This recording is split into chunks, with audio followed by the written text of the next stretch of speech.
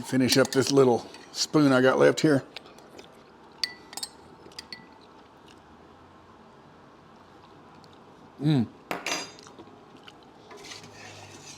Dadgummit, those are good. Sweaty Cop Amigos, Texas Russ coming back at you from Texas. Hey, if you've noticed my logo on my channel, or if you've been watching very long, you see it says food, fun, and travel. And today, I'm going to show you some Texas food. Show them some of the food that we eat here in Texas. And some of you guys might not even know how to make what I'm making today. Chances are, if you watch this, you might learn something, because I learned from the best. And today we're going to be making pinto beans and cornbread, good old Texas cowboy food. And you may think you know everything there is to know about pinto beans, but I promise you I got some secrets that I learned from some old women that used to do the potluck lunch after church on Sundays. And I would ask them, you know, how they made their pinto beans so good. And I've got the secrets for you, you know, so stick around, stay tuned. The house is under construction, so the cooktop is out. We're using a hot plate, and while I was gone, my guy that I've got as my caretaker over here watching the house and everything, he's living in my house while I'm gone. He broke my favorite bean pot, which, you know, it's sad, but it's also okay. It was one of those Brown Vision cookware things, and they have a history of exploding and blowing glass all over your kitchen, you know. So it needed to go anyway. I hated to sell it because they're, like I say, they're dangerous. People would put them down hot on top of a cool countertop or on a cool table, and they would explode. And I actually had that happen with one of mine once. I had two big ones, 6.5 quart big pots. But I was very careful with the last one. He dropped it while he was washing dishes, and it shattered. So since I'm moving, I really don't want to replace it. So I'm trying something a little new. We're going to use a pressure cooker this time. And I've been watching a few things on YouTube. I got to watching YouTube about how to do pressure cooked beans. And I was amazed at the people that were on there that were ruining a pot of beans because they don't know how to cook them. So I'm going to teach you the proper way, how to have your beans. I mean, you know, they could eat their beans, but they're not like mine. So I'm going to teach you the proper way. You can season them any way you want to. But anyway, we're going to get into this right now. First time I've used a pressure cooker, but like I say, the tricks are the same. They just cook a lot faster. So anyway, there you have it. Let's get started. First off, I've already rinsed the beans. You sort through them, make sure there's no rocks and everything. Yeah, I use one particular brand. If I can find it in Thailand, I couldn't find it. It's called Casserole brand pinto beans. They are the cleanest and best, and they always cook up wonderfully every time. It's a no-brainer. So if you're wanting to make your own pinto beans, highly recommend Casserole brand pinto beans above all the other brands. So we're going to use Casserole pinto beans. I have already sorted through them, made sure there's no little pieces of mud or stuff in there, picked out the bad ones, rinsed them. There was nothing to pick out, but you're gonna sort your beans, put them in a colander, and rinse them really good. And then what I did for the pressure cooker is I just heated the beans. I boiled them for 10 minutes, and now I'm going to pour that water off and put some fresh water on, and we're going to put in our seasonings. Got a little bit of bacon, and I picked up some hot links on sale yesterday at the grocery store, and we're going to chop up some hot links and add a few other things and get these things boiling. After they start boiling, you know, we're going to close that pressure lid down, and it's supposed to take about 20 minutes to cook these. So anyway, while we're cooking the beans, I'm going to mix up a recipe of pan-fried cornbread. This is a recipe that I picked up while I was in Thailand. I got online, found it. I used to use the little packets and heat up the whole kitchen with the cast iron little skillet and put everything in the oven. Pan-fried cornbread is absolutely fantastic. You won't have to heat up your kitchen, and you can make it on, like I say, a hot plate if you're in the middle of construction on your house like I am. So yesterday I took the burner out of the oven anyway. I've got a new one on order because the old one crapped out on me. So we're going to have to pan fry it whether I like it or not. But this is actually really good cornbread. So stick around, folks. We're going to get right into it. This is how we do it. I have sorted, rinsed, and boiled these beans for 10 minutes. Now we're going to put them back in the colander. They're still warm, so I'm going to rinse them off with hot water. If you put cold water on hot beans, they split open, so make sure your water's good and hot if your beans are still hot. And now we're going to put those right back in the pan after you rinse them off really good.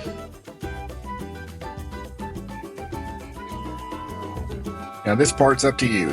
I just clean out the refrigerator and put anything that looks like it might go in a pot of beans. And this is a pretty good chunk of onion here.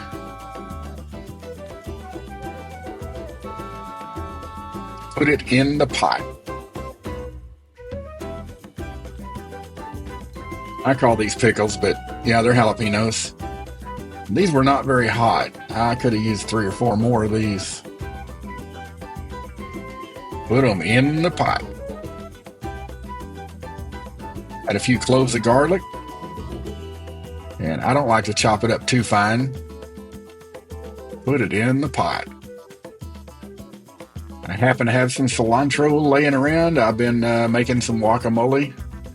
And I hardly ever use a whole bunch of cilantro before it goes bad. But this time I got some, so we put it in the pot.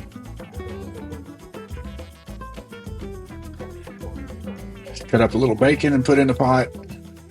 I bought some Earl Campbell's hot links on purpose to go in these beans.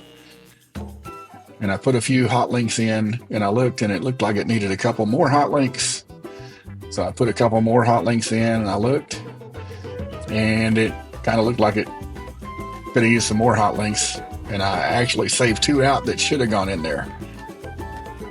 Now we're going to stir everything up and cover it with about 2 inches of water to get it ready to go back on the stove and do the final cook. I'm going to screw that lid down tight. Make sure that gasket's seated on there good. Once you get that lid snug on there, then we're going to give it 1.5 extra turns and get it cranked down good and hard.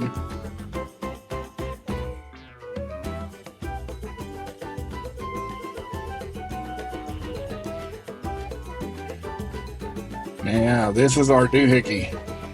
Don't get it confused with a thingamajig, because if you put a thingamajig on there, you might blow up the whole kitchen. Once that thing starts spinning and shooting steam out, that's when we set our timer for 20 minutes. And I'm going to crank this bad boy up on high. And once we get to steaming and cooking really good, I might turn it down just a notch or 2, but pretty much it's going to stay on high with the high pressure going for 20 minutes. And there we have it.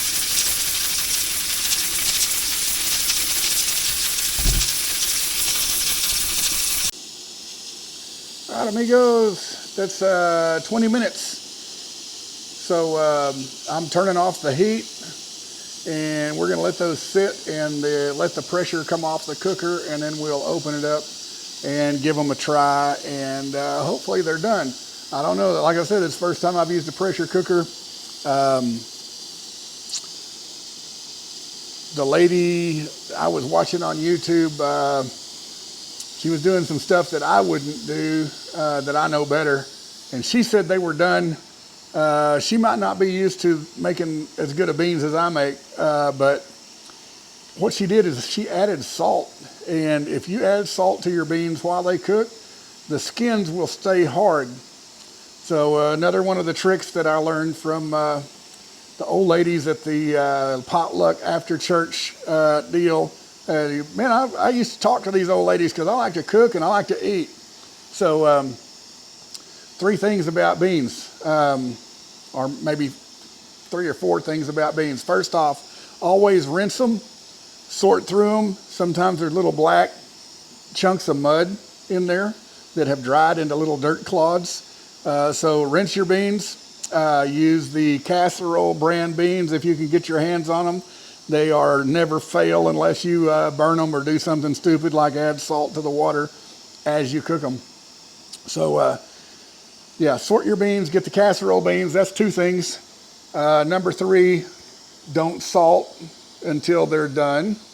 Number 4, don't add cold water to a pot of hot beans or the skin split open and you get mush, which I guess is okay if you're going to make refried beans. That's a whole nother video I can show you about making refried beans. Pretty cool deal.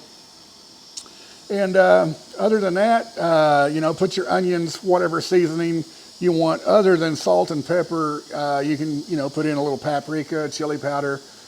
Sometimes I just like to make absolutely plain beans with no onion, no garlic, no jalapeno, no cilantro, nothing.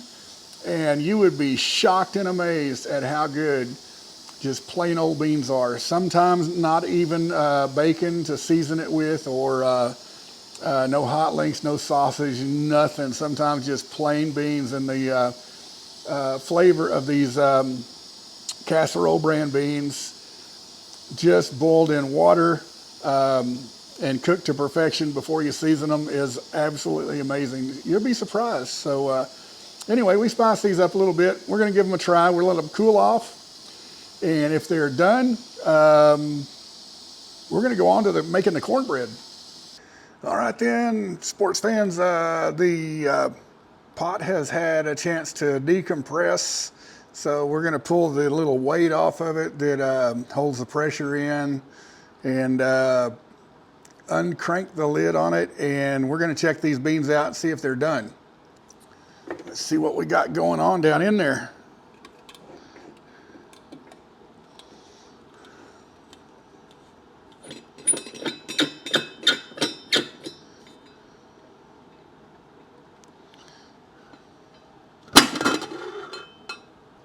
Okay, I just tried one.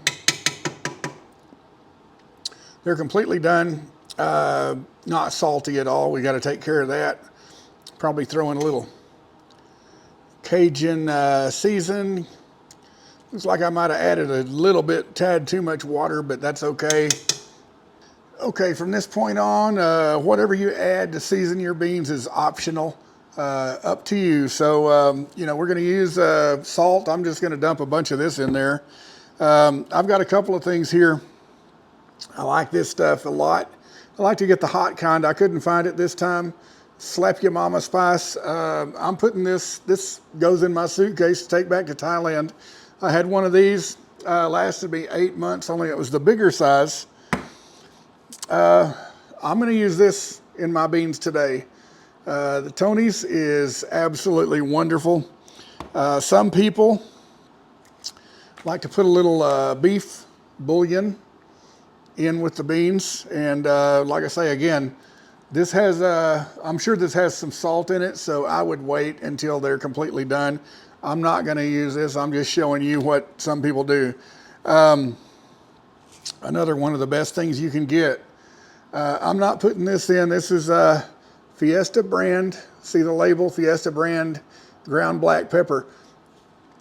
Fiesta makes a pinto bean seasoning that is just out of this world, and sometimes that's all you need is the Fiesta brand pinto bean seasoning and a little salt. And man, I don't know what all they put in there. May have just a hint of sage, maybe some bay leaf or something. It's absolutely wonderful spice to add in your beans. But today I'm going with salt and Tony's. And we're going to spice these up just a little bit, maybe a little black pepper, I don't know. And that's it. Listen to the songs coming from the streets when all your friends have gone to sleep. It's Kiddo Keys in your blood tonight, and time to wake everybody up. We'll give this a try. So turn your stereo louder, paint your eyelids yellow. Oh yeah. Think it's time for the world to see that everyone I think we can go a little bit more. on everything. A little bit more salt, a little bit more Cajun.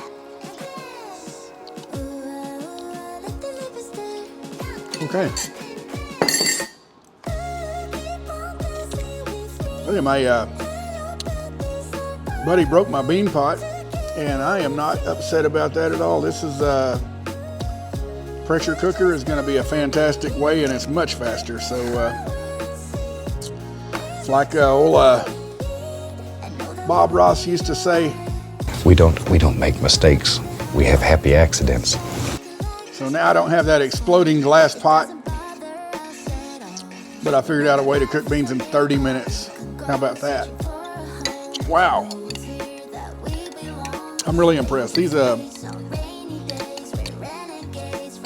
don't know. I bought Pinto beans in Thailand, and I cooked them all day long, and they were still hard. I don't know where they came from. They weren't my favorite brand. Oh yeah.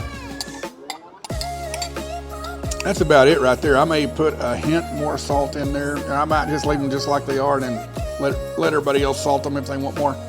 You got a lot of juice, so if you like to dunk your cornbread, this would be a perfect pot of beans for you. All right, check these beans out. They are cooked to perfection. All right, guys, we're gonna crank up some cornbread.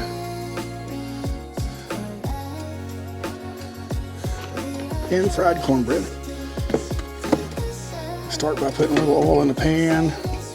This is my construction kitchen, so bear with me. All right, we're gonna take 1 cup of flour. And take 1 cup of cornmeal, yellow cornmeal. 4 teaspoons of baking powder. We're going to take 2 teaspoons of salt. Mix all the dry ingredients first. So we get our baking soda, our baking powder evenly distributed into this concoction before we add the wet ingredients. Okay, there's 2. And I'm going to whisk that up before we add anything else. So I'm going to mix up all our dry stuff. My cornmeal looks like it was a fine ground cornmeal. I like mine a little yellower. This is a different brand than I normally get. So you don't know if you don't try. Sometimes you like it better, sometimes you don't. So I'll switch back to the old brand. I can't remember what it was, but I'll know it when I see it. Okay, we got all that dry stuff is mixed. Now we're going to add a cup of milk.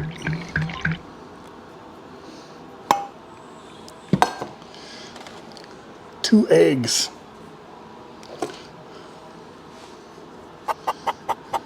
I cracked mine on the side of the spoon here.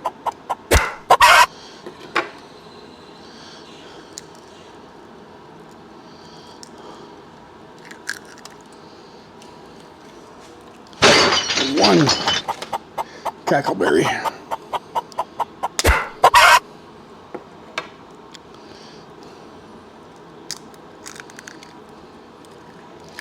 There's 2. We're going to add 1/4 cup of oil. Texans say oil as a 1-syllable word. I had a Colombian lady friend that insisted on saying oil 2 syllables.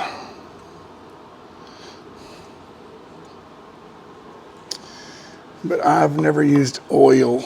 I've always used oil.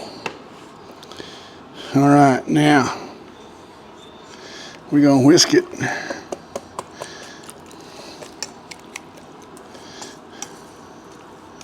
Whisk it real good. Let me see if we can get this on this other camera down here.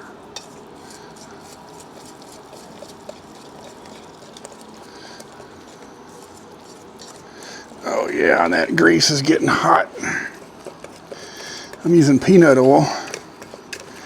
My mother and my grandmother used to use bacon grease. That's why they saved bacon grease. They tell you if you move to the country, you have to save your bacon grease. And these young women nowadays don't know why. Okay, I can feel this batter getting thick. I've already flopped one batch today because my bacon grease, or I'm sorry, my baking powder expired in 2013 and this is 2025. Drop a couple of spoonfuls in the pan.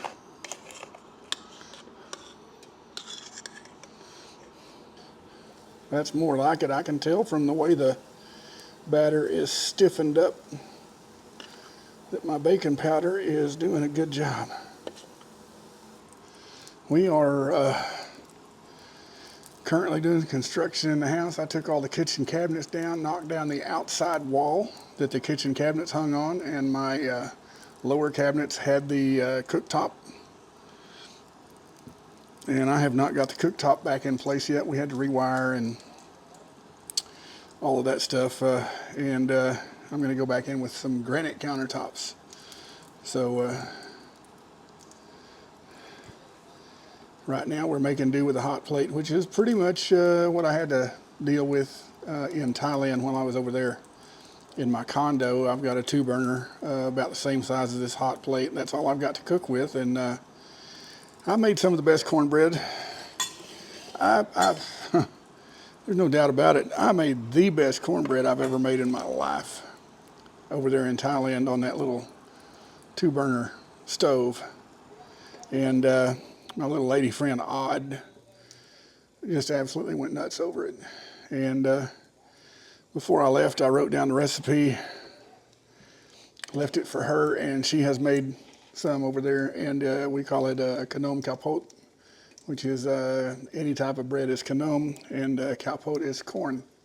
So Economical. I'm going to turn my fire up too high or it'll burn before the inside, the middle gets cooked. And I know it's a sin to cook this in anything other than a cast iron skillet, but folks, I got rid of my big cast iron skillet because I didn't figure I'd be taking it with me to Thailand, and I've got some 8-inch pans that I use for the oven. I will be taking an 8-inch pan. Pan-fried cornbread, you don't have to heat up the whole kitchen. Middle of summer, when everything gets hot, you're covered. And actually, when my mom was still with us, and when she was taking care of me, and then later on in life when I was taking care of her, sometimes we would make pan-fried cornbread in the wintertime just because it's just a little bit different, and sometimes you just get kind of hungry for pan-fried rather than the 8-inch skillets, which is what we always made our cornbread in. I'd have the whole family over, and I had 4 8-inch skillets, so I'd make 4 rather than one big skillet because I like the consistency of it coming out of that 8-inch skillet. It was a proper thickness. The crust ratio on the cornbread was it's just best. So we just got a burner element in for the oven, and I'll tell you what I'm going to try to do before I post this video up to YouTube. I'm going to make some cornbread in the oven in my 8-inch skillet. I don't think I like one any better than the other. It's just different. Depends on what kind of mood I'm in, I guess. Cool thing about living in a construction site, we took all the flooring out. So being a single bachelor type guy that I am, I can just throw stuff in the floor. I'll sweep the whole floor later. That goes for clipping your toenails and all that stuff your wife won't let you do. Walking in with mud on your boots. I was a happy bachelor for over 20 years. And I get over there to Thailand, and good old Odd came over to my house to take care of me on a time or two. I pinched a nerve in my back. And she is a #1 top massage therapist. So she came over to take care of me when I pinched that nerve. I was in agony. Then later on, I had some kind of a virus. And she came over and took care of me for 10 days and was going out getting me soup on the street and bringing it back for me, bringing me Tylenol and stuff like that. So my last trip, I told her she could stay in my condo while I was away. But she had to leave when she got back because I'm a bachelor. I like things my way.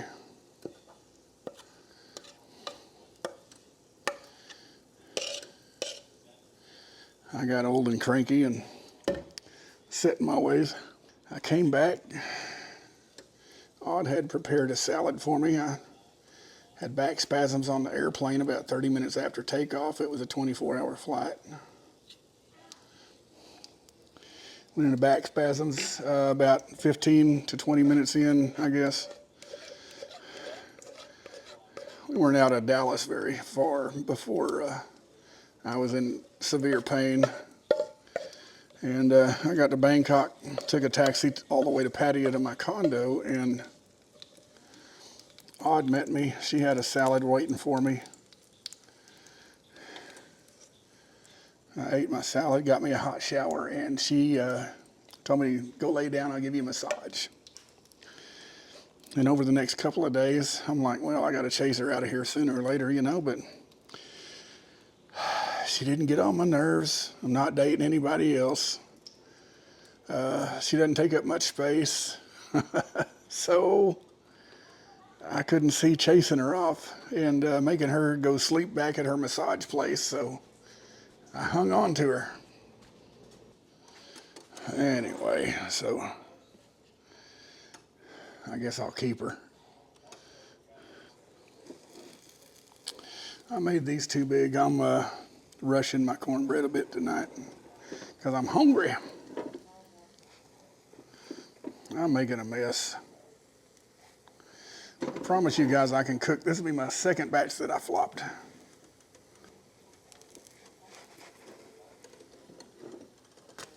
There. Told you I could do it. How do you like me now?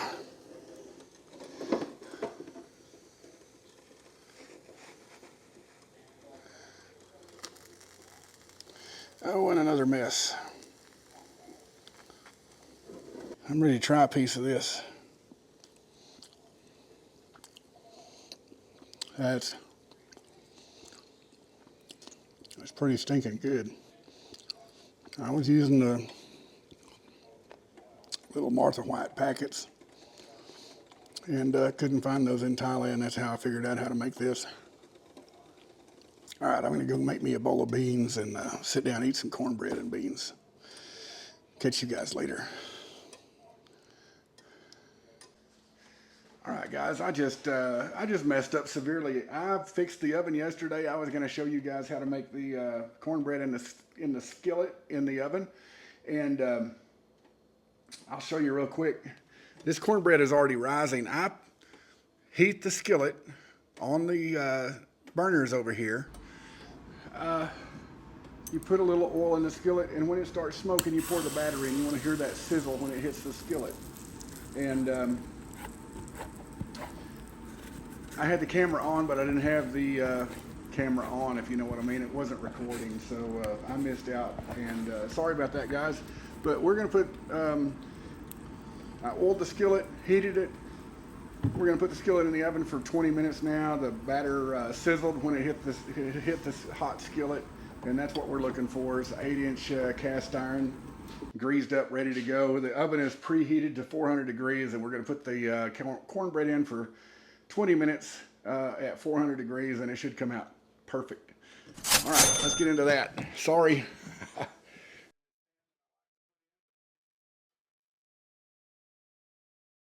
A few moments later.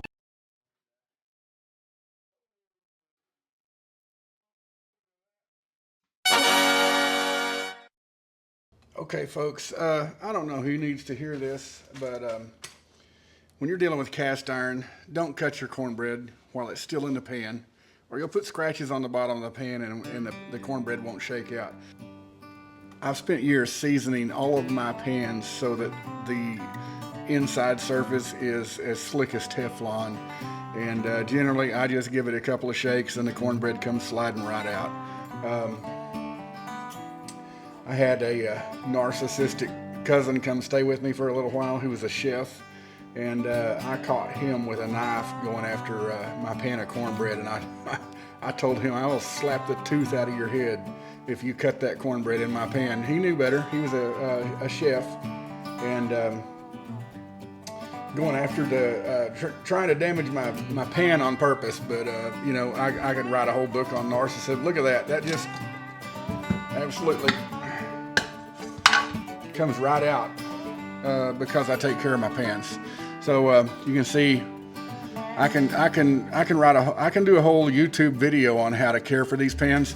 And people say you don't wash them or you don't use steel wool on them. Well, guess what? Right before I made this cornbread, I used steel wool on it and I washed it. So you can throw that out the window. People don't know what they're talking about. You saw it with your own eyes, just like Teflon. And man, they're good. But yeah, I do wear a mitt. That handle gets hot. All right, I'm gonna go call. I've got help outside working. We're having leftover beans with a fresh batch of cornbread, and we're doing pinto beans and rice with Cajun season today for the leftovers that I made the other day. So there we go.